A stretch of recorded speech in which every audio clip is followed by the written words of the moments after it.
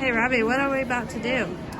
We are about to do the cave tour with our lantern. The lanterns.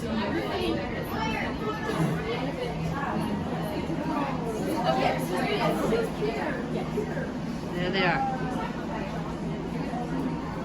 Regular cave tours are done.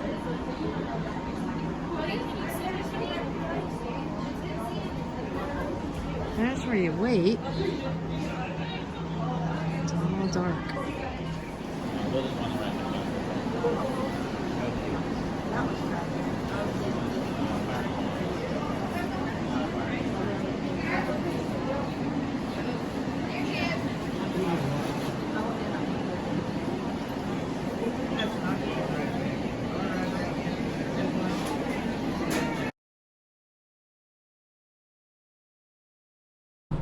We went into this giant chamber. It's going to take us 200 stairs to get to the bottom of that. And then we're actually going to go back this way to a room called the Mammoth Room.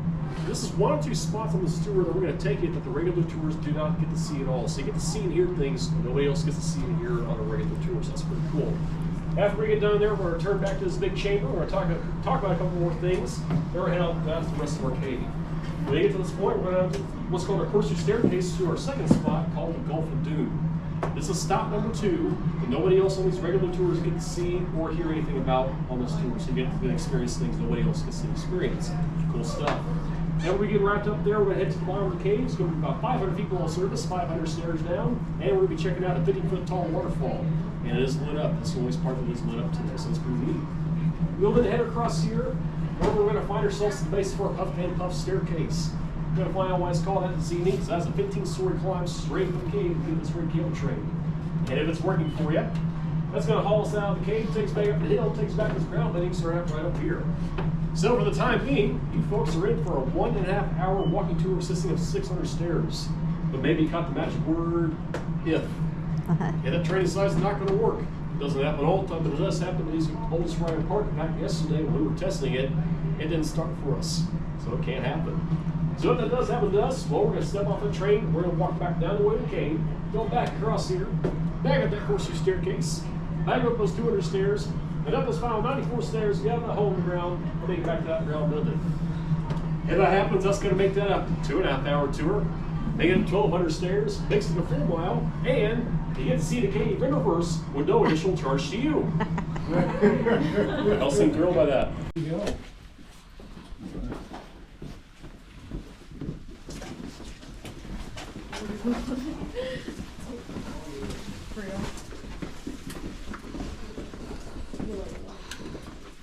Come on down here. Just look through this handrail to this big old room on top of.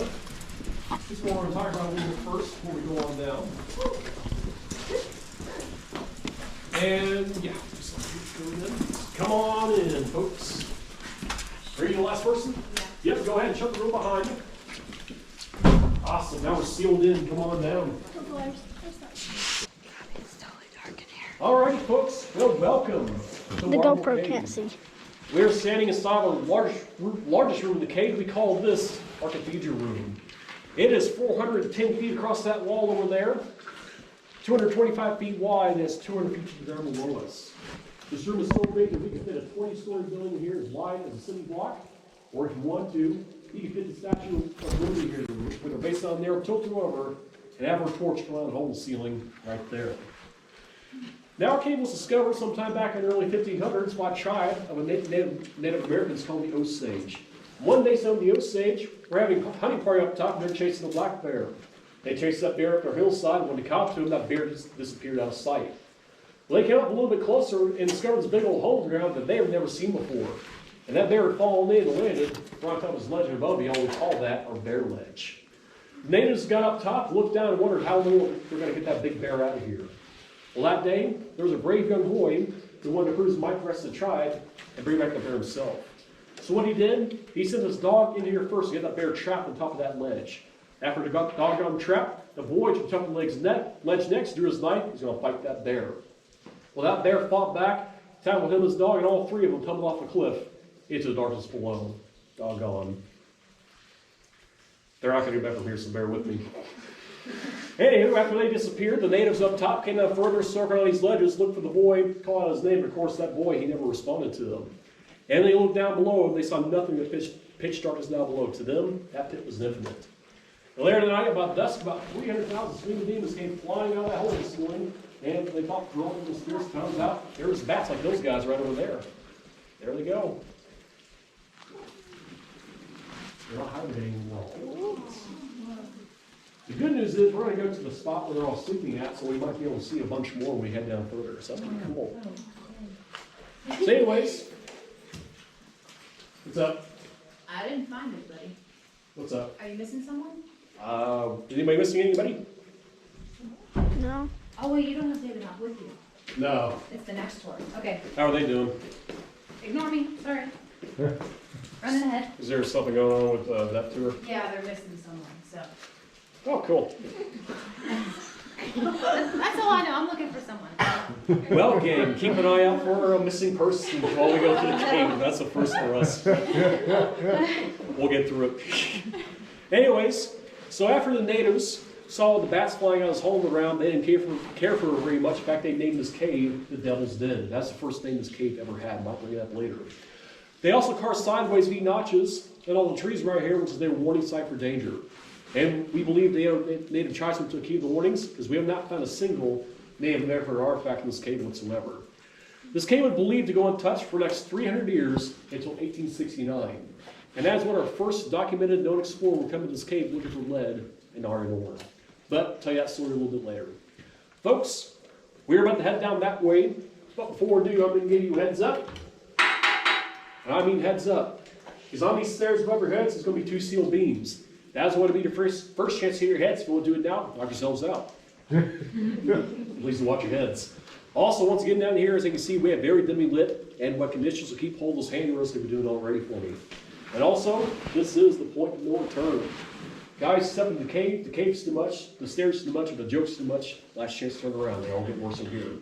If you're in that boat right now, all you have to do is go up these stairs through that door, but if you do, please shut the door behind you, and your ticket is refundable if you go up top, so no worries there.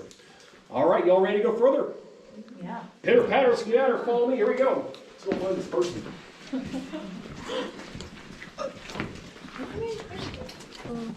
Now, this tower you're on was built in the 1960s when it was first inaugurated.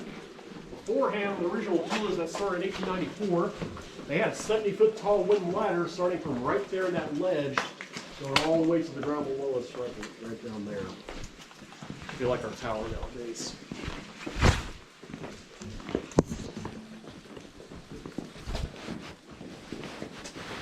We're getting here to break into the hole ceiling.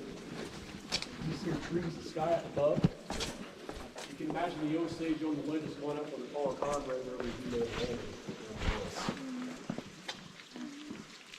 They never found the remains of the dog, the bear, or the boy, because they've been buried underneath the 300 years of rock fall for the first 4 years.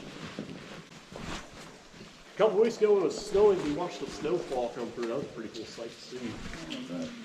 We've also seen hailstorms down here. Those are pretty loud.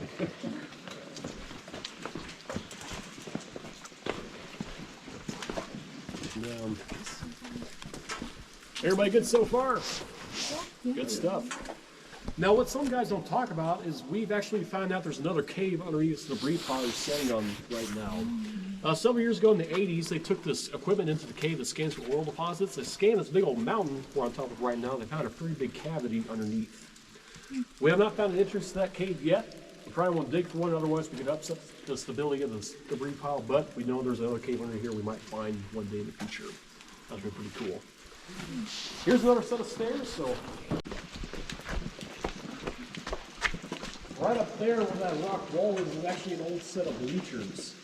Back in the 1950s, they actually had square dancing here in the cave. They had several platforms set up in the bottom of the room.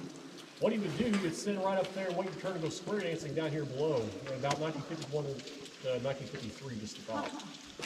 They actually have a cool photograph up top of the old square dance platforms when we get up there. We got the train. That's pretty cool. We're going to take a photo. Hello. Oh, Hello. hold up right here. Right fine. I like to keep these guys hidden until they get down here. Perfect. We're all set. We got to You got next to group. that white line.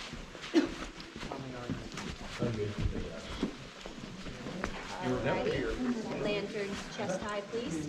Perfect. 1, 2, 3. Good. All right. Next group. Alright guys, well, welcome to the bottom of the room. Take a look above the edge where we came from. Let's see how big it's from the bottom. Pretty cool. View of perspective, that tower up there you just walked down is 63 feet tall. To paint you a better picture, in 1994, Marble Caves celebrated 100 years of cave tours or a 100th anniversary. And to celebrate, they decided to fly not just one, not just two, but 5 hot air balloons in this room all at the same time. 5 of them. At the end of the tour, I have a photograph of all 5 together in one frame. I'll be happy to show it to you. It looks pretty cool. But that's not the first time balloons have been flown in this cave. The first time they flew a hot air balloon in this cave was all the way back in 1963. At that time, Silver City was only 3 years old.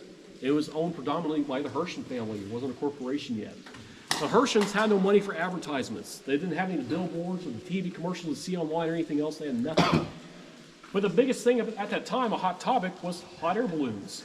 So they hired a man named Don Picard to fly his hot air balloon on the town square for the first week of the park opening to promote the park, draw people in.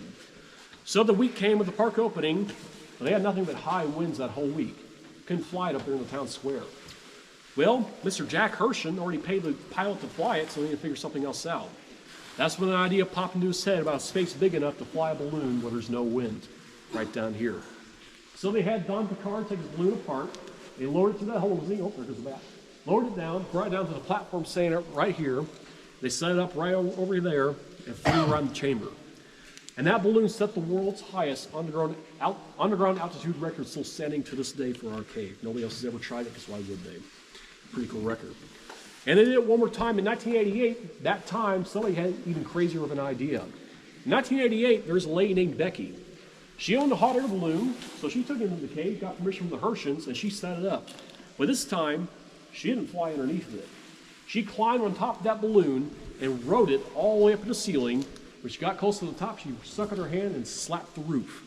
And to this day, Becky is the only one to touch that ceiling up there in the big chamber. That's her record to this day. They will never let us do that again because their insurance would throw a fit. OSHA would combust into flames, so that's never going to happen again, unfortunately, but that's her record, so they're going to let her keep it. But pretty cool nonetheless, and they had another time in 94, 5 of them all together.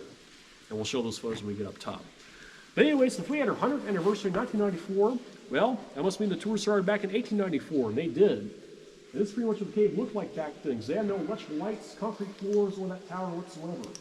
It was all just like this in the pitch darkness. And back in 1894, this cave was owned by a family named the Lynch family. It was purchased by Mr. William H. Lynch for $10,000, who at the time was living in Quebec, Canada with his 2 daughters, Mary and Genevieve, who were 14 and 16 at that time. After they bought the cave, they came here to the hills, and they had a dream of opening up this cave for commercial tourism. And they held the first tour October 18th, 1894. Back then, they placed that steel tower.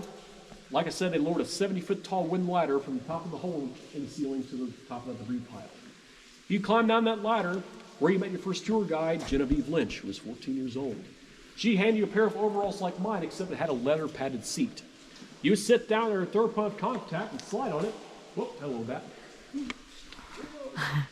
You slide all the way down to here, where you met the other sister, Miriam, who was 16. She handed you 2 candles and said, we'll see you again in about 6 hours. You're on your own.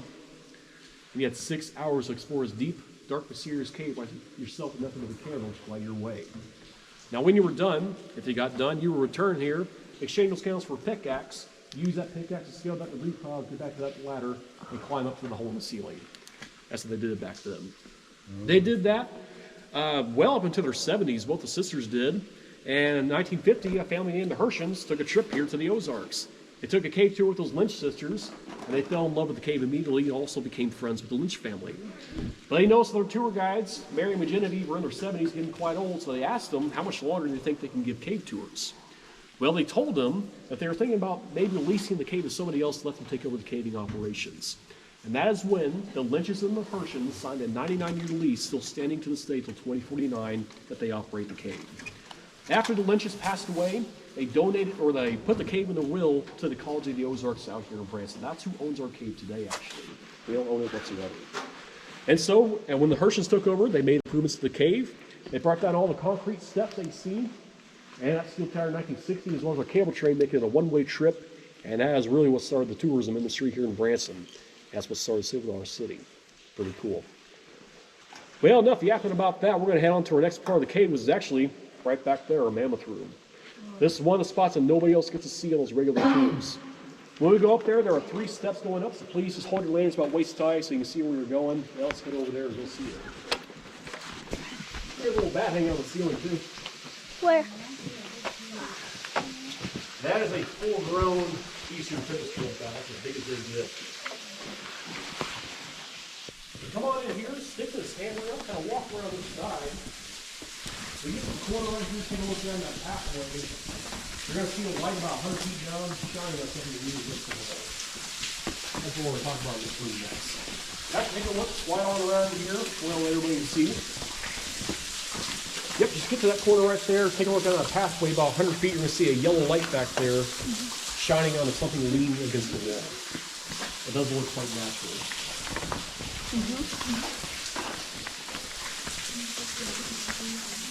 Right back there, you see that yellow light. So did y'all get to see light back there? You see something was leaning against the wall? I guess that is back there. It's a log, but it's a cool log. I'll tell you why here in a minute. We're going to backtrack real quick back to 1869 for the first time this cave was officially explored on paper. Back in 1869, there's a man named Henry Taylor Blow. He was a lead miner from St. Louis, and him and his mining company heard about this cave in the Ozark Mountains. They'd always been in before. They want to check it out one day and see if there was any lead or iron. They gained access to the cave. They cut down a tree, laid across that hole in the ceiling up there. They attached a rope to it. One by one, they carved on the rope with 200 feet of darkness to the unknown to the big chamber back in there. They got to the ground, they took out the candles, lit them up. They cannot believe their eyes. They were breathtaking, but back side of the chamber, they just found them. But since they cannot get close to the cave walls or the ceiling way above them, they cannot find any lead or iron in that first room. So to find anything, they had to find some smaller passageways first. And this really came next into the room we're in right now. Now at that time, this room was not as big as it was. They had to crawl through a huge heaping pile of this black, sticky, smelly stuff that's 3 feet from the ceiling to go all the way back that way. Want to take a guess of what that was? Back guano, exactly. And when they look at the ceiling, they also notice that the ceiling was moving velvet. Well, that was a population of 300,000 bats hanging in this spot alone. Now we only have one hanging right there. But there's been a couple buzzing your heads actually while I've been standing here. Oh, there he goes. But they finally cleared all this stuff, went further back that way to the light is. But at that time, the back wall was so high that passageway was inaccessible at all. So they cannot go further back that way. So they left this room, went further in the cave, explored the passageway which we're going to next. I've had a few things of interest, but did not find any lead or iron. So they left the cave, told the folks up top about all the back guano they had found. So fast forward a few years later, in 1884, some locals bought the cave and started as a marble mining company, so they thought they had marble down here in the cave. We'll cover that later. They came on down here and started mining away, and the first thing they dug out was the back guano. They figured they got rid of all this black back guano and stuff, they had more access to the cave. So that's what they started first. So it took them about 2 years to dig out all the guano from this room to get it out of here, including that stuff back there. And after 2 years, they had access to that pathway. And when they got back there, that log that you see today was already sitting there. Kind of weird though, because there's no way for that log to get down there because the only entrance to the cave is back that way. So what's a wooden log doing all the way back there? They took a closer look at that log and discovered it had been cut. It had been cut in the shape of a rectangle with notches cut in the side, almost like a ladder. They realized they may have something important on their hands back there. So they hired some experts to come check it out for them, and it was none other than the Smithsonian Institute from Washington, D.C. They came into the cave, looked at that ladder, and they claimed this a Spanish-style ladder dating back to 1541. They believe it belonged to a man named Hernando DeSoto, who's a Spanish explorer who came up from Florida on an exploration of the west of the Mississippi, checked for indigenous tribes and lost cities of gold. So it's believed that he may have been down here, maybe left that log, and also the possibility he left other treasures here in the cave. Whether or not the Spanish gold is actually down here, we have no idea. Nobody's found it, or at least they haven't said anything yet, so that's yet to be determined. If I find it, I'm not going to say anything either. But they had that ladder nonetheless. But a lot of people around the town up top at that time didn't believe that story about that ladder.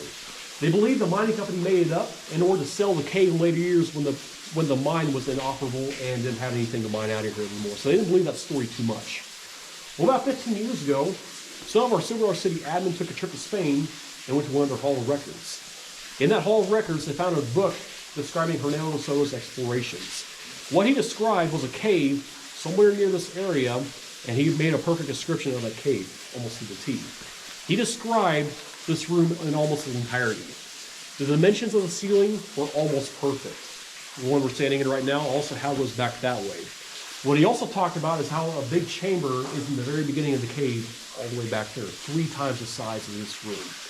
And that's when we had 99% certainty that Hernando DeSoto has been in this cave in 1541 and left us that ladder. It's pretty cool that we have that. We have been back there.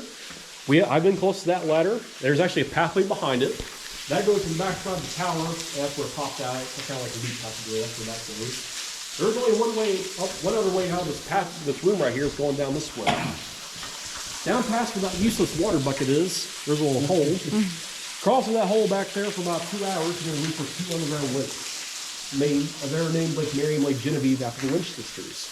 What the Lynch sisters would do back in those early tours, they'd take you all the way back there, and one sister would put a candle in her mouth and swim backwards across the lake to get to the other side, but you see how far across it was. One lake is about 100 feet across, maybe about 50 feet deep. The other one's about 75 feet across, but it's much deeper. So deep, in fact, they have not found the bottom of that lake yet. They've tried everything from sonar equipment, really long ropes with weights attached to them. None of that has ever found the bottom of that lake back there, so we're not quite sure where that goes. Might not ever figure out in our lifetimes, unfortunately, but pretty cool that we had that. But that is also where a majority of our bats are living right now. We have 300,000 bats back in the day. Nowadays, we have about 80,000. We saw a few already flying through here. They'll become active as the springtime goes on. Which brings us to another good story about our bats. Back in the 1960s, a zoo for Chicago wanted to have some bats on display for their zoo. Well, the thing is about Chicago, there's not really too many caves around there with a huge bat population. So they heard about a family who moved from Chicago, bought a cave down here that may have some bats in it. So one day, Mr. Jack Kirshner gets a phone call from that zoo. They asked him if he could loan any bats to that zoo up there. He said, I sure can. He hung up the phone, took a cardboard box down here, found about 30 bats hanging on the ceiling, snatched them up, put in the box, put in the car, and off they went to Chicago. Everything was going fine for the first hour and a half of that journey. But they got to Rolla, Missouri, and those bats started to get restless. Eventually that box tipped over, opened up, and those bats escaped and flew around the car the entire drive up to Chicago. He stopped off at a gas station in St. Louis, and the gas station attendant could not believe his eyes. He's up the road, here comes a 62 Ford sedan with this guy with a stupid grin on his face with these little things floating around his head. Found out they're bats. He had a $10 bill hanging out the window asking for a full tank of gas, so before he could fill up his tank, he got a snapshot of that car. And you're not going to believe this, I have a photograph of that car with bats figured out of the cave. We call that our Batmobile. It's going to be cool. All right, guys, we're going to head back this way. Before we do, like I said, we'll go to that again. Watch out for the 3 steps going on. Stop right here. So a couple quick things, and we're going to continue to the rest of the cave and go see some really cool stuff. Well, like I mentioned previously in that building up top where I talked about what to expect on the tour, we had talked a little bit about sometimes people see and hear things in the cave that they shouldn't be seeing or hearing. Mind's playing tricks on them because they're down here in the dark environment they know nothing about, and things just happen and their mind wanders sometimes. Well, one of the weird things that's happened to almost every cave guide down here is sometimes people have been on that little platform right there talking to the tour group where you're at right now. They'll be talking to the tour group, they'll take a glance up at the tower, and sometimes they'll notice a person dressed in all white standing on the second rung of the tower. Well, that person shouldn't be here. They should be here with the group, so they'll call out to that person and say, hey, you on the tower, can you come down here and join us, please? 9 times out of 10, whoever was up there wouldn't answer and wouldn't move at all. So eventually the cave guide up here would get fed up. He'd go back to a telephone and the entryway to the mammoth room right back there. They would call up to the cave desk and say, hey, I got something on top of the tower that's not moving, but we need to do something about it. So the guides would hang up their phones, the guide down here would start walking up, and the guide at the cave desk would start walking on down. Their plan was to meet in the middle, maybe flush that person out. Every single time they have done that, both those cave guides have met in the middle, not found a single person on that tower or on those stairs getting out of the cave. I have not believed that story too much. I've been on several tours over the years. I don't believe it too much until one time I was down here and we're actually walking out of here. I saw a person dressed in white, except this time they were walking up and around the tower on the top. They're pacing back and forth. Well, what I figured, that day we're doing tours every 20 minutes. On those schedules, when we have a tour down here, there's always one up there. So I figured it was the next tour group. When we got out of the cave, I asked the next tour guide who was after me if when they were on top of the tower, if we were still down here. That person said no. That's one of those weird things. And everybody in the tour group saw that person as well, walking and pacing the top of the tower. Kind of weird.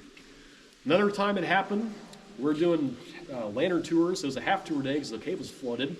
And I had to stand up there for 10 minutes by myself waiting for the tour group to come on down. By myself waiting for them to come into the cave. After I got down, I left, went up top, and sure enough, while they were standing down here, they saw the person dressed in white standing exactly where I was standing on top of that tower. They called for the cave desk because they thought it maybe was a tour guide. There was a different one that looked just like a tour guide we had, and that tour guide happened to answer the phone at the cave desk. And they turned back around, that figure up there was gone. We're not quite sure what the heck that is, why it happens, who it is, but our most possible theory is that's maybe Mr. William H. Lynch. Mr. Lynch was not a fan of bringing electricity into the cave. He also did not want the name of this cave being changed from Marble to Marvel. He did not like that whatsoever. So maybe it's him showing he's not very happy with our changes to the cave over the years. Another theory is that sometimes he would stand on top of that debris pile and he would keep a note of everybody who came to the cave and make sure they all got out safely. Maybe that's what he's doing. We're not quite sure. Just one of the things that happen nowadays. Hopefully it doesn't happen today, but you never know. Anywho, on that note, we're going to head further. Before we do a couple things. We're about to go from a 200-foot tall clearing in this room to a 5-foot clearing, so it's passageway back there, so please watch your heads. We also may or may not see bats back there. If you see one, please don't pet it, swat at it, or take it home as a pet. To keep, please don't do that. If one does have to fly at you, do what we do. You wait till the last second. When it gets to you, you're going to duck. You let the person behind you worry with that bat for you. It's their problem. And that's good with you guys. Let's continue on with some downwards. Here we go.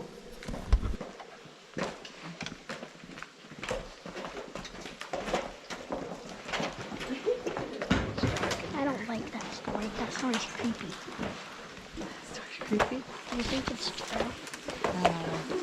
Do you think they're just lying? Well, I don't know. I can say. But for the food lovers like me, over here we have a great cake turkey. Who's up first? No, there's nothing up there now.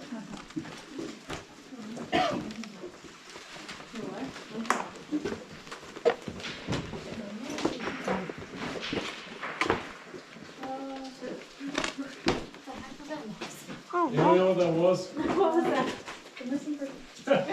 Well, on that note, let's get further in the cave. What was that noise? Okay, it's right here. Oh my gosh. the, This is the first landing through here, so you know that. I'm just not gonna look over there.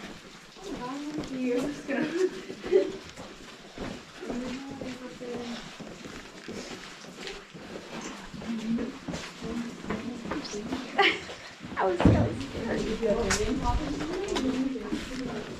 I don't want to be in the back.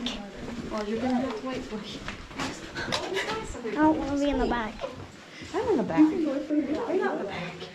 I don't. I actually have one Well, you are now. hanging right there in the path, like 2 feet from your head. They'll do it.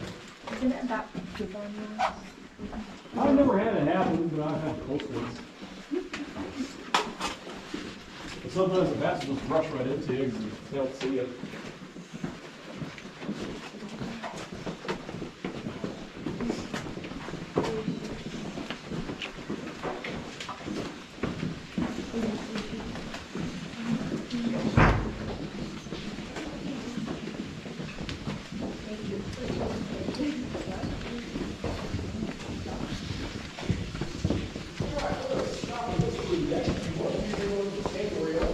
We're going to talk about this a little bit, and we might go to the bottom later. Kind of ties into our next story a little bit about this room. Yeah, I can't see much with your lanterns or candles looking over this pit right here. I'll explain why here in a second. Anyways, guys, welcome to our next room in the cave. Who all's been here before, you know this room's called the shoe room. Look at the ceiling, might get a guess as to why again. Hello, Bat. There's one right there. Right there, you got your toesies. Right there is the arch. Back there's the heel. Right there's the worst case of athlete's foot I've ever seen before in my lifetime. Shoe size 281, in case you wonder, we did measure it. So going back to that gentleman, Mr. Henry T. Blow, after he left that mammoth room after finding nothing but bat guano and a bunch of bats hanging on the ceiling, this is where he came next. And this is where he claimed he saw a ceiling made of marble above him. There's that one right there. And it looked flat in the dark candlelight up there. It looked like swatching it up and it looked just like marble. That's what he thought it was. And also, he found the big old pit in front of right there as well. Well, Mr. Henry T. Blow wanted to find out how deep that pit was, see if he can go down any further with the rope he had. Figure out the depth. He picked up a rock, he tossed it over, he waited near the impact, counted how many seconds it would take and calculate the depth using that method. And the problem was, he never heard the first rock hit anything at all. So the scientific method, he used to get a bigger rock. He got a two-hander, he lobbed it over the side, he waited, nothing. He didn't hear a thing.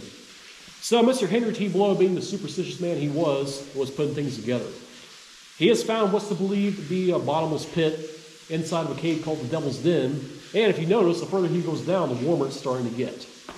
Well, with all that combined, he thinks that pit over there is going to take him to one place on earth nobody wants to go. Another Branson gift shop. So when I know, like I said, it'll get better.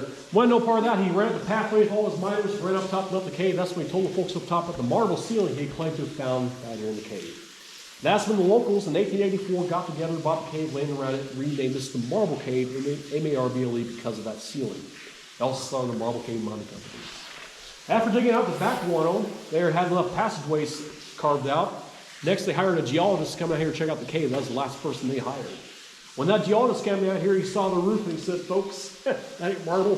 That's just a bunch of limestone. So it's that wall, and that one over there, and 95% of the cave, and it's all worthless. So after 4.5 years of working the bats and digging all the back guano out, the bats pooped out, and the mining company folded. They had nothing left to mine out of here. And that was when the cave was taken over by the Lynch family in 1894 after they purchased it for $10,000 cash, sight unseen. Pretty cool.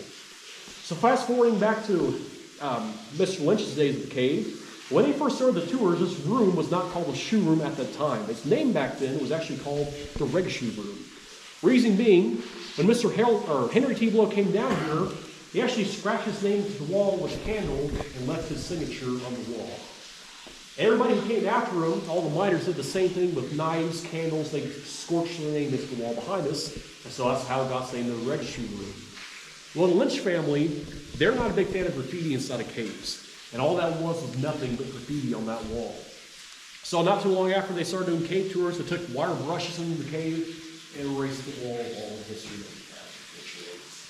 You can still find a few letters still scratched in there. The whole lantern up close and you see a couple scratches still today.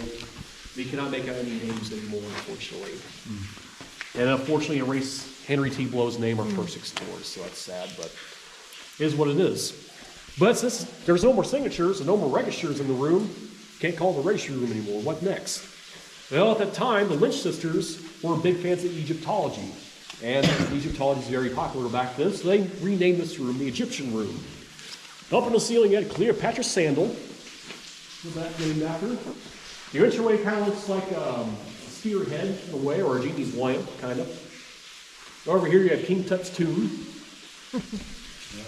Fine hat. You can see how the walls are stacked together, kind of looks like a pyramid the way it's stacked up. You even have ancient Egyptian hieroglyphics painted on the walls right there as well. And who here can tell you what's missing from the Sphinx? Nose, yeah. Well, guys, we found it. It's been right there all along. Down here in the cave. And you hear that sound behind it? You hear that? Sounds like water, but it's not.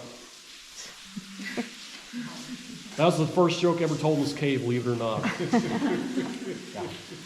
So, they named it the Egyptian Room, and it stayed that way all the way up until the Persians took over the caving operations. They got new tour guides who had less imagination. They just started calling it the Shoe Room. It's been named that ever since to this day. That brings us up to modern times.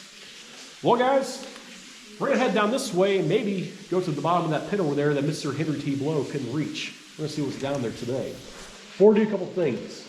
Down this way are some uneven walkways, so please watch your step and hold those handrails. Also down there is what's called Tall Man's Headache. There's that 4-foot hole in front of our line up top. Well, the real deal's down here. This time it's made of solid rock, so please watch your heads. Let's go see the bottom of that pit, shall we? Here we go.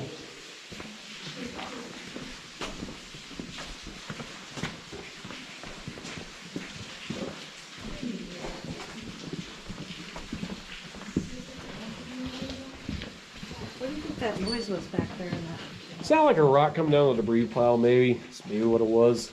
The weird thing about being in the dark, you're supposed to be something that makes sense, but it doesn't make sense in your head because you're in an unknown environment. These are weird. Sounded like Or Mr. William Lynch doesn't like me saying his name. I don't know. that's a pretty big sound. This next section right here is called our cloud room. The rocks in here are full of holes, and it looks like low-hanging clouds all throughout because of it.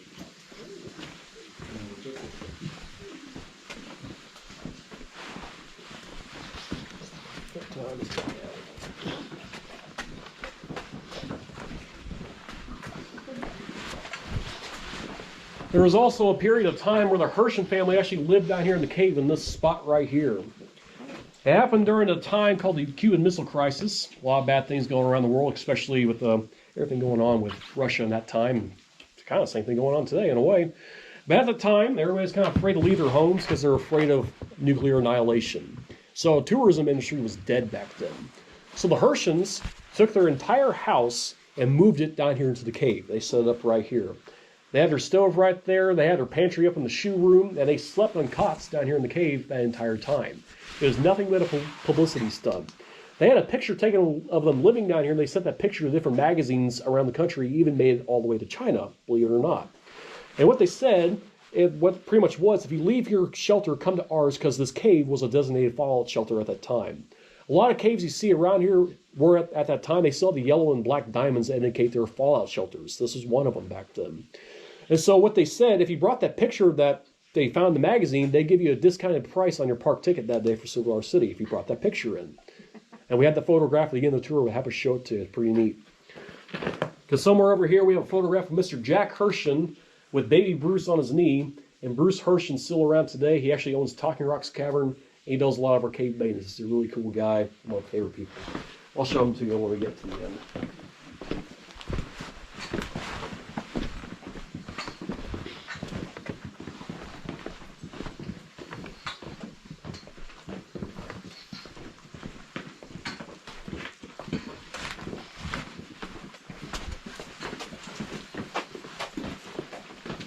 Have any of y'all been to their grandfather's mansion Yeah. at Fun House in the Park? Remember that really wonky room with the sideways stairs? Yeah. The guy who built that is the same guy who built these stairs right here. He drew his imagination for grandfather's mansion from this spot right here, actually. Oh, wow. Pretty cool. But back in the 1894 tours, when you got to here, you were met with a wooden ladder to carry yourself down to the bottom of the corkscrew staircase. At the time, it's called Santa's Chimney. It's about 20 feet down or so.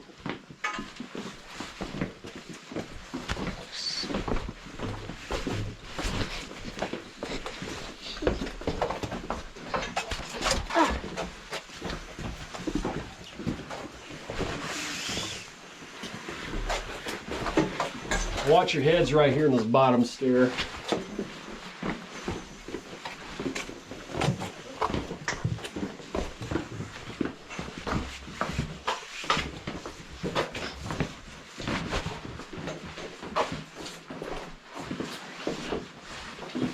We're kind of going to group up right here. We're going to briefly talk about this. We're going to tell a story about that later in the cave. There's a better spot to tell that story further ahead. So come on down here, guys. Crunch together a little bit. We're going to show you one little section and we're going to continue onwards. So right over here we have a sign that says Lost River Canyon on it. That's talking about this passageway right over here that goes through our Lost River of the Ozarks. That river is 20 miles long. We're going to tell a story about that passageway later in the cave. Can't really tell it right here because it's really cramped in here. It's really uncomfortable. I don't want to do it right here, so we'll do that later. But keep that name, Lost River Canyon, back in your mind. And that passageway back here is a maze and labyrinth. It's very easy to get lost. Keep that in mind for later. Guys, right here is Tall Man Aesthetics. Please, once again, watch your heads.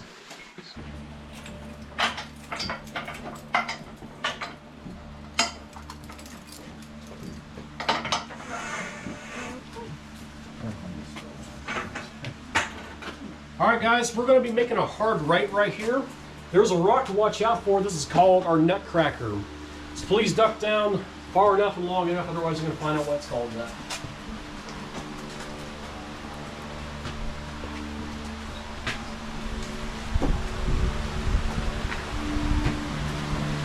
Don't mind our own National Cave fan circulating the air for us. It's an ancient artifact.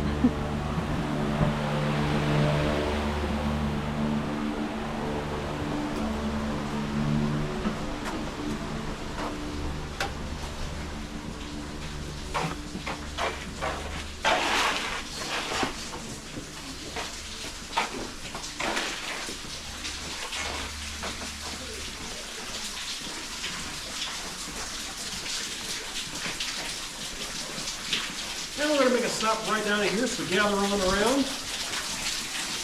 Feel free to look around as you please.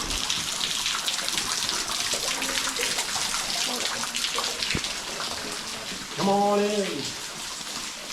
Hopefully you're my last person.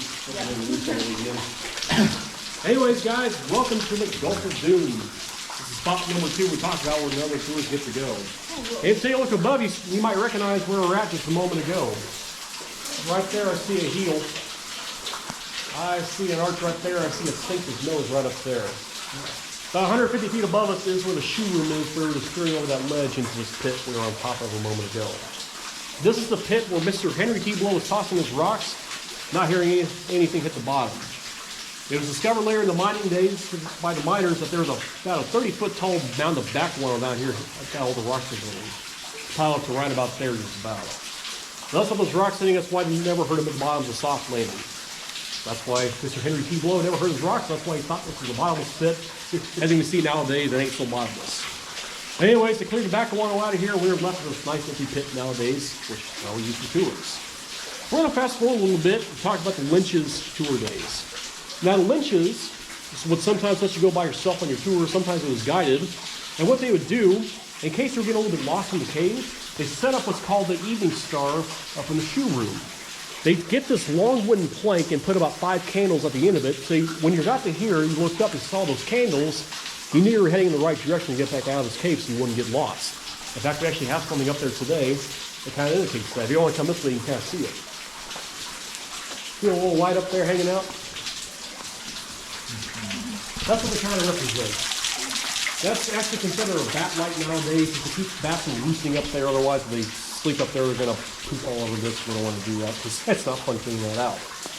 But the reason why they did that was because of the one time a tour group got lost down here in the cave during the Lynch filming tour days.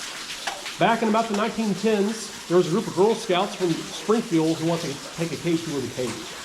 They had been here before, so they're kind of experienced, and they wanted to take 14 Girl Scouts to the cave with 2 den mothers to go on a spelunking trip by themselves without the Lynch sisters.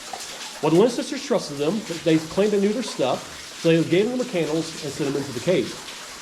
And the 8-hour window had passed. I thought they were supposed to climb out of here, but none of the Girl Scouts were climbing up that ladder after 8 hours. They gave it another 30 minutes. Hopefully somebody would pop up, but still then nobody came up that ladder after 30 minutes. So then they started looking for the girls.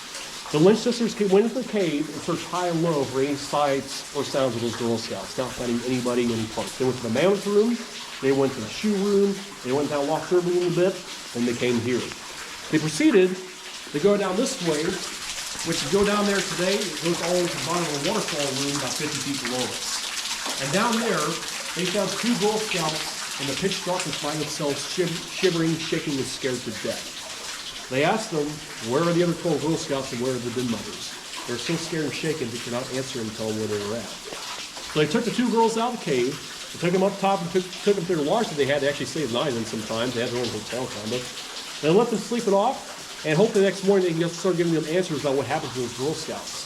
And in the meantime, that night they still searched high and low, still not finding anything left by those Girl Scouts in that area. The 2 Girl Scouts woke up the next day. All I could get out of them is said their candles went out, and sure enough, the other 4 Girl Scouts were gone. They couldn't hear them, they couldn't talk to them, they don't know where they went. To this day, we have no idea where those 12 Girl Scouts and 2 den mothers went to. Nothing's ever been found of them. Maybe they got washed away, went to the lakes, maybe they found another way out of here, didn't tell the 2 Girl Scouts were left. We don't know what happened to them. Well, fast forward several years later, and things started happening down here in the cave. Sometimes tour guides be down there working by themselves, and sometimes they hear the sounds of children starting to sing in the middle of the night. And every time they said that the singing would get louder, get louder, and get louder as the night progressed. One of the most known stories was a tour guide named Dave, who's actually working today. He was actually up top earlier. This happened to him. Cave guys used to do a lot of night maintenance in the cave when the park closed. They don't do that anymore. They don't want us doing that anymore, but they used to way back in the day. So one time it was Dave's turn to work down here in the cave, and he had to work down in the Waterfall Room on the handlers. So they started working, and what Dave would do, he'd bring a Walkman with them so he could drown out anything that he didn't want to hear in the cave. So he brought his Walkman with him. He started working, brought his Walkman out, and the battery was dead. So he had no music that night. So he was working, about 12 midnight, and sure enough, he heard the faint sound of singing starting to approach him. And he said as the night progressed, that singing got louder, and got louder, until about 2 hours later, he shined a light 5 feet ahead of him where it sounded like they were. Not a soul there. They were so close to him as they were right on top of him. And that's the only time Dave ran out of his cave. He didn't want no part of that. He dropped his stuff, ran out of the cave as fast as he knew how, didn't come back that night. 2 years later, a tour guide named Ed heard that story. He wanted to bust that thing. He thought it was all a bunch of hooey. So one night after the last tour, Ed brought a tape recorder down to the Waterfall Room and left it overnight to pick up whatever might be happening. So he left the tape recorder, came out the next day. He found it not where he had left it at. It's found 5 feet away, smashed to smithereens. But he was able to recover the tape from it. So he played the tape back, and sure enough, about 12 midnight, that same singing sound started to approach that tape recorder. And just like Dave, as the night progressed, it got louder, and got louder, until about 3 o'clock in the morning, it sounded like it was 1 feet away from the tape recorder, and it was cut off. Yeah, that's when Ed had a pretty good idea that the story was true. Other people have heard that same thing. I have heard mumblings down there in the Waterfall Room. I haven't heard anybody singing before, but other cave guys have experienced different weird things. One of the weird things I've had, I've had my name whispered to me in the dark one time. Kind of weird. We've had phones ring that shouldn't ring. We found light bulbs unscrewed. A bunch of weird stuff that happens to us down here. That's why anymore, if we're not on a tour, we have to have 2 guys at all times with us, because we just don't like weird stuff happening to one person by himself. So that's why we do that today. Anywho, I'm kind of done with this passageway. Let's head back this way. I don't like it anymore. We're going to head back the same way we came. This time we leave that passageway, we make a right. Don't go left. Make a right this time. Here we go.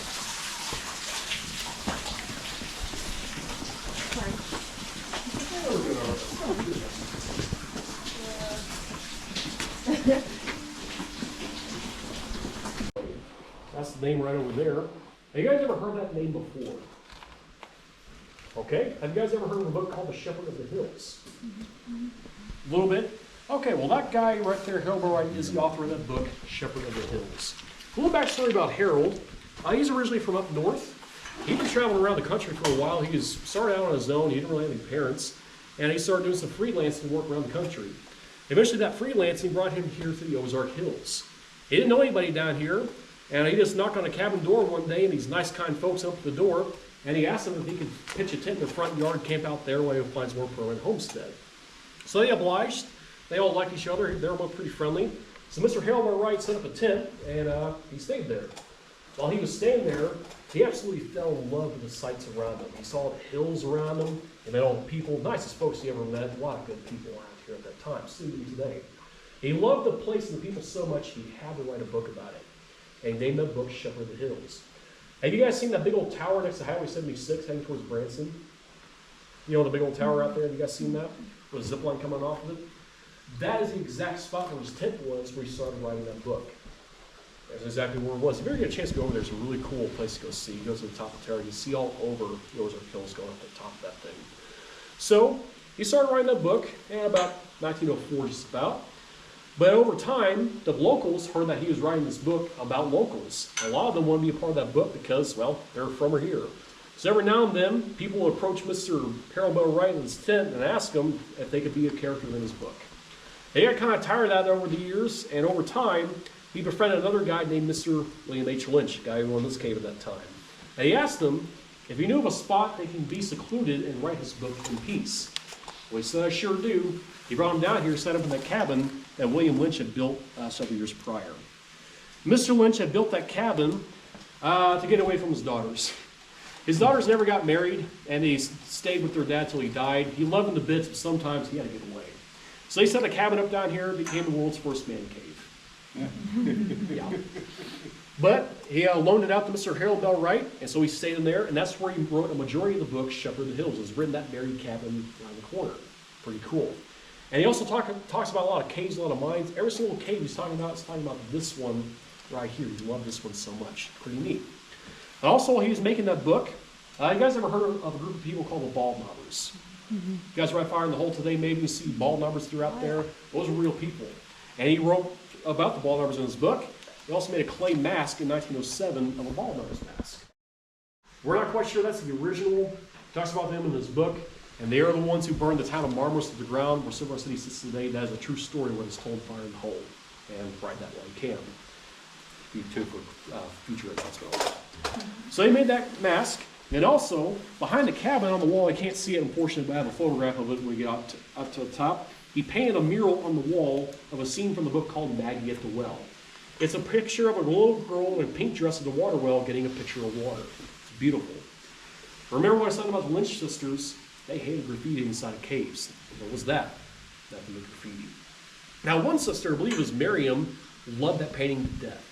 She'd bring tourists down here all the time, showing that painting about this really cool thing, and Mr. Harold Bell Wright left and showing it off all the time. But Genevieve, her sister, hated that painting. She hated it so much, one day she hired a little boy to take a ball of mud, take it down here, and smear it over the painting so nobody could see it anymore. So he did. Well, next day, Miriam came on down, saw the paintings we covered, and so she'd go up top, she found a little boy, come out here with a pail of water, and uncovered the painting. This went on for an entire summer of cleaning and dirtying the same spot on the wall until they found out they were hiring the same little boy over and over again to do the same job. Yeah. He knew what he was doing. He's never told either sister anything. He went back to school that fall, a really rich kid. The Lynch sisters found out about that, and they actually thought it was quite funny, and they decided to leave the painting on the wall uncovered, and it's still in its natural state today. They left it alone, and they came to agree on it, so it's still there today. I'll show you when we get out of the cave. It's pretty cool. All right, guys. We're going to head over this way. Down this way is our waterfall room. Down waterfall is actually lit up right now with color changing lights. So if you guys want to, get your phones out, take a really good photograph of it.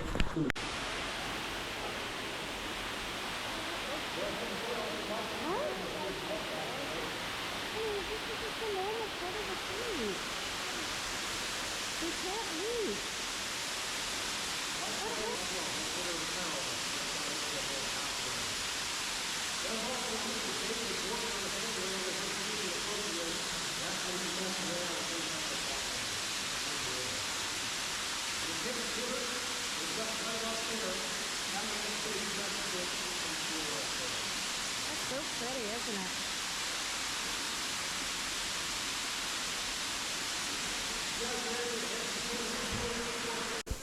All right, excellent. So we're going to backtrack a little bit, maybe 94 when these tours started.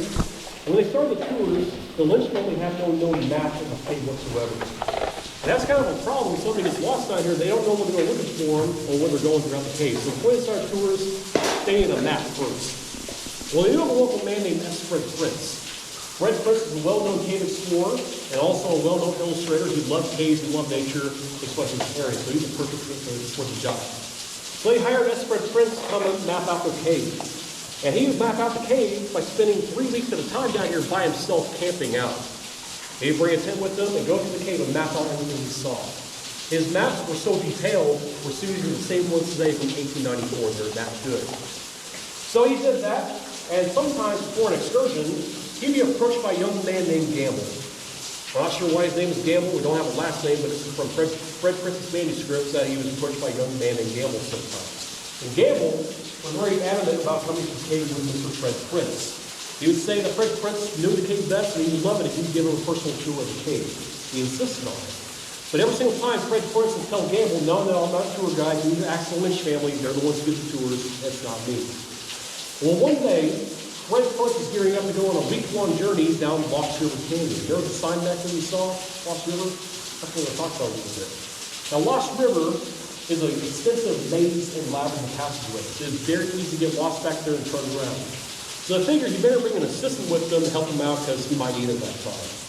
So he hired a young man to meet him up top in front of the sinkhole that day that they're going to go to the cave. He waited all morning, and that young assistant never showed up. But up the hill came Gamble. He insisted one more time that Fred Prince take him to the cave. He said, please, please, Mr. Prince, take me to the cave. You know it so well, please take me through. Well, Fred Prince said, you know what? Here's what I'm going to do. Looks like my assistant won't show up today, so I'll tell you what. If you want to, you can be my assistant. You're going to be in the cave for a week with me working. Going to carry all the equipment. You're going to work with me, I'll show you the cave. They agreed to the terms, shook hands, off they went to the cave. They walked down the ladder. Fred Prince showed off the cathedral room, how big it was, told them about that, showed them the mammoth room as well. And they went to the shoe room, talked about that, the cloud room, and off they went to the Lost River Canyon. Now Fred Prince led Gamble to the Lost River with a candle in his hand. He had the only source of light. Gamble was behind him. As they were walking through, Prince noticed that Gamble had gone completely quiet on him. When he turned around to check on him, he was concerned. There he sees Gamble no longer holding any of Mr. Prince's equipment. In his hands, he sees a revolver and a treasure map. Remember that Spanish gold we kind of talked about? That's what he was after. And very calmly, he told Mr. Prince, he said, Mr. Prince, I know you know this cave like the back of my hands. I also know you know where that Spanish gold is buried. And if you ever want to see the light of day again, you're going to leave me that Spanish gold right here, right now. What's it going to be? Well, Fred Prince thought a second. He smiled. He said, you know what, Gamble? You're right. I do know this cave like the back of my hand. Do you? I don't understand it. And he left Gamble to freak out by himself in the dark for several minutes. Prince snuck away behind a rock and hid down there and didn't say a word. Gamble started getting a shake with a pistol in his hand. Said, Prince, show yourself. I'm going to start shooting into the cave. Prince didn't say a word. Sure enough, Gamble started firing shots into the cave. Bam! Until he emptied his gun, they heard an infamous click. Prince waited another couple minutes. He said, Gamble, that's a Smith & Wesson, and you had your 6. And if you ever want to see the light of day again, you're going to surrender that pistol. I want you to throw it to the ground right now. What's it going to be? Gamble pondered. He realized he had no other option, so he threw down the gun. Prince heard it. He reemerged, and he relit his candle with his big lighter, and he escorted Gamble back out of the cave. He marched him right back to the entrance, sent him up the ladder. When he got up top, Gamble started running for his life off into the woods to disappear. Before he did, Fred Prince yelled at him. He said, Gamble, if I ever see you around this cave again, I'm going to tell the ball lovers on you, and they're going to make good darn sure you never see a light of day again. You mark my words. And no one ever saw him again around these parts. And in his memoirs, he said he was amusing a little cuss, but he did not care for his revolver cases. That's from Fred Prince. If you guys want to, you can write the lanterns for you. We're going to have one here in a second. All right. That's always one of my favorite stories to tell around here. All right, guys. The guy with the rock in the cave is called section up Elves Chamber. You got to say from the ceilings up there. This part of the cave was discovered back in the 1880s during the mining days. They come up here after finding different passageways and eventually made their way all the way to the top up here. But at the time, this part of the cave had no good airflow. So a lot of trapped air got stuck in here. They had no train tunnel back then that through that door, so there was nothing coming into this cave or something into the air. So there was a lot of CO2 that was stuck up here. When they came on up, they had nothing but candles. As they stood here panting, catching the breath, and breathing in nothing but CO2. As they did that, they said as the candles danced, the shadows would dance on the ceiling like elves and fairies because of the shadows from the formations. Of course, we just know they were tripping on CO2. But to this day, we still call it the Elves Chamber, because all the shapes up there. That's all they saw. The way stuff you see is called cave draperies and cave curtains. Looks like a fabric made of rock. There's some more of them over there. Right over there, you got a 10-foot tall stalagmite going up that way. Directly above that is Santa's beard, which is pure white almost. And back on this side, those little skinny tube things, those are called soda straws.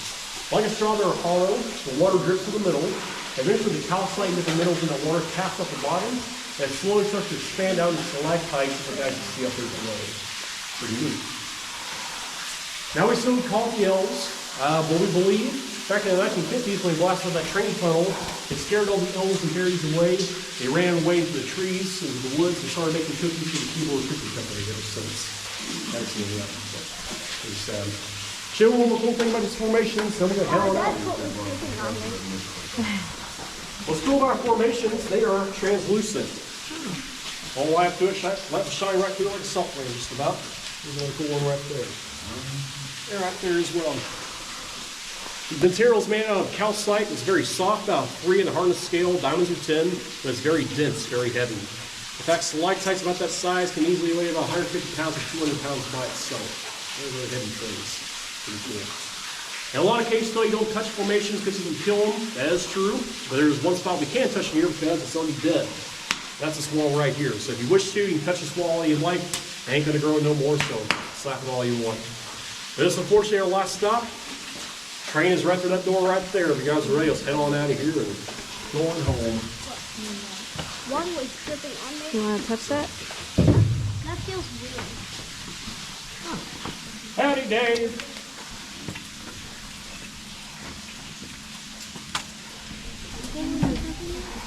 Were you the missing person they were looking for?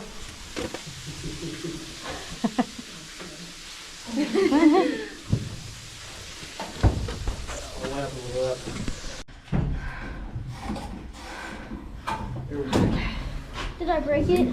No. And you three are going to need these cars built. You five are going to go up this way. Call it in the morning. That hurt. Oh. Hey, that's over. Yeah. Did I break it? Hopefully I didn't break it. Well, give it on. Tell me. What did you think? Was that slightly spooky? Not scary, huh? Well, the med kit, it moved. Like, he set it down, then we went down into a different part of the cave, and it moved. But you did see that other guy that came up behind us, right? Yeah, but he was the person they were looking for. He probably moved it. I thought it was more scary, those rocks that fell down. Made that humongous noise, that crashing noise. God, that was kind of scary.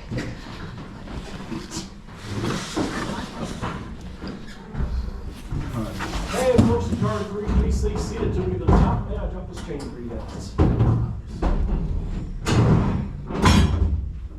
This is my favorite part. Alrighty, folks. If y'all take a look underneath your seats, you're going to find a red handle. If you pull on that, they'll pull out the pedals so the power's up to the top of the hill. There's your look. I don't see no. I'm not gonna pedal. He was kidding. He was kidding us. Got you good. Got me good. Folks, will be another quick minute. Our conductor's on his way down to press the button. As soon as we get the phone call, we'll be out of here momentarily. Hopefully. And get ready to blast out of here in 3, 2, 1. Point 5. Everybody moving forward and rock the train. Everybody stop your feet. Here we go. Welcome to the Ross Rampart, folks. You're moving at top speed of 4 miles per hour. Everybody stick your hands up and say, woo!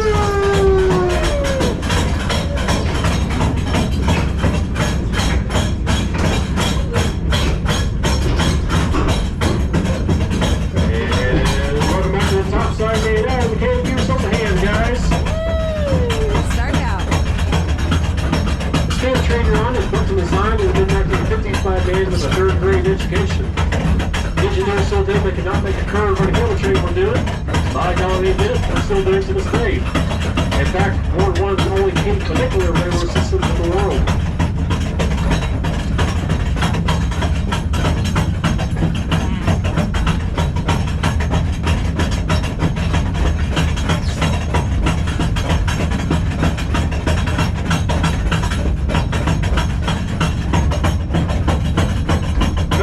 Inside of it, see the second train move past us in a second. That's what's pointing us up right now. This train runs on a counterbalance system, so when the train goes down, it pulls the other one up. We are now at the halfway point.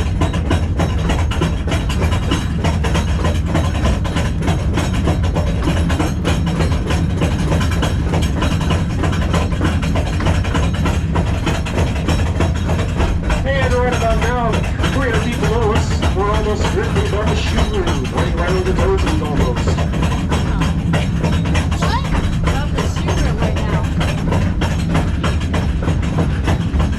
And the Lost River Canyon, we're talking about footprints and silver over to the right. It's going to for that last gift shop you go to, sir, or that actually looks the parts of it pretty cool. Now when we get up top, those photographs you took in the cave are going to be available when you want to purchase. How I encourage you all to take a look at these. If we joined the tour tonight, my name is Brian.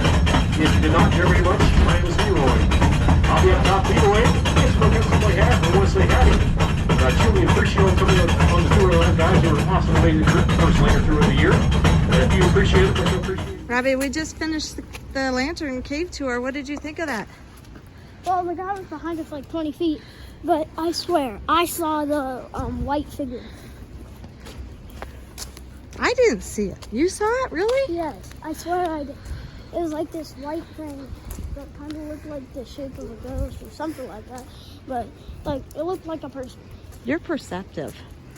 You get to see all these things. I don't get to see them. I swear I saw him.